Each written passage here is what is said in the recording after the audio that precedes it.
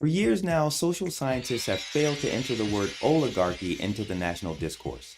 In my opinion, the mainstream media seem to bend over backwards to avoid the use of this word. However, in his farewell address, former President Biden seemed to make it okay for the media to mention oligarchy when reporting on the US's political climate. Now that everyone is done Googling what that word means, allow me to add another word to our burgeoning self awareness: anacyclosis. We know more than ever before, but who knew bias was the bane of all you study?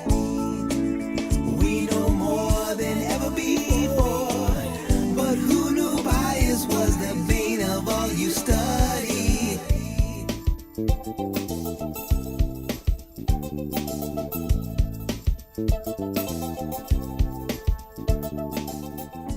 Ideas about how and why civilizations rise and fall. Like many ancient thinkers, Polybius believed that civilizations behaved like living creatures and followed a natural biological cycle of birth, growth, maturity, stagnation, decline, and death. The earlier Greek philosophers, Plato and Aristotle, had both expressed versions of this theory. Polybius took these ideas even further and offered a very elaborate scheme. He proposed a cyclical progression of 7 stages of government that form an endless, repeating loop called Anacyclosis. He posited that primitive humans had begun in a sort of anarchic original condition without political structures. This is the first stage. Eventually, a strong leader emerges who brings order and direction for the good of all, and thereby gains the respect and fealty of the group. The people willingly bestow the mantle of authority upon him, and thus we reach the second stage of the cycle, kingship.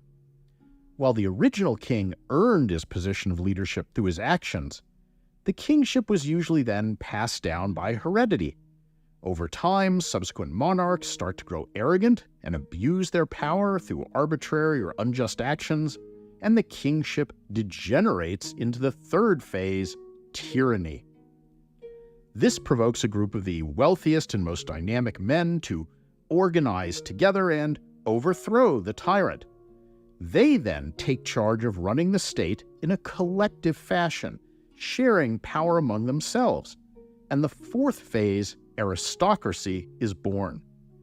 While the initial group of aristocrats acts with the interests of all in mind, once again, over subsequent generations, their descendants become addicted to wealth and status and begin to think only of themselves, and aristocracy degenerates into its corrupt form, oligarchy. The ordinary people inevitably grow weary of the abuses of the overbearing oligarchs and reach a point where they can't take it anymore. The people rise up in revolution and either kill or expel the oligarchs. Recalling their ill treatment by tyrants and oligarchs, they desire neither a kingship nor an aristocracy. This inspires them to take up the reins of government themselves and create a democracy in which political power rests in the hands of the people. Equality and freedom of speech typically form 2 of the cornerstones of democracies. For a time, there is harmony and prosperity, but soon corruption again creeps in. Later generations, who have grown up always enjoying freedom of speech and equality, begin to take these rights for granted and no longer guard or value them. Greed leads to inequality, and affluence fosters a sense of entitlement. Both create resentment among the populace. Deceitful and shameless leaders arise who play upon these feelings by making extravagant promises, vowing to shower the people with gifts. But in reality, these men are only concerned with increasing their own power.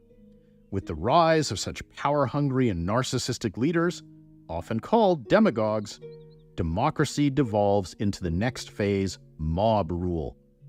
At some point, one of the demagogues emerges as dominant over all the others and seizes control of the state, or else there is a general collapse into anarchy, followed by the emergence of a new strongman. Then the entire cycle repeats itself.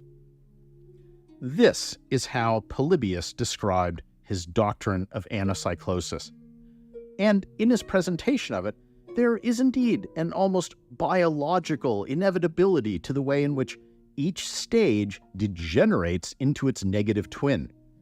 That Polybius would subscribe to this theory is quite understandable, because its general outlines matched up well against the histories of many of the Greek city-states.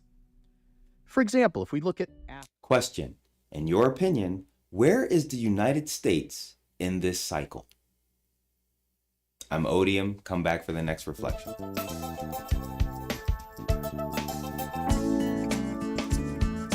All the born beliefs of the mind.